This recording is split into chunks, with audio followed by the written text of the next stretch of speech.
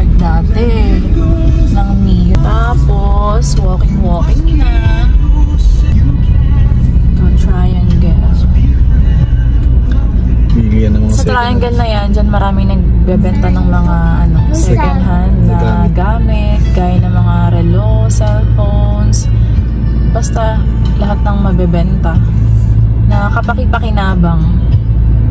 Dyan, mga CD player, DVD player, TV, at ang munisipyo ng Olongapo.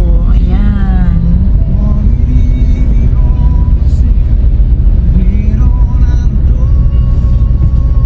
Thank you for watching.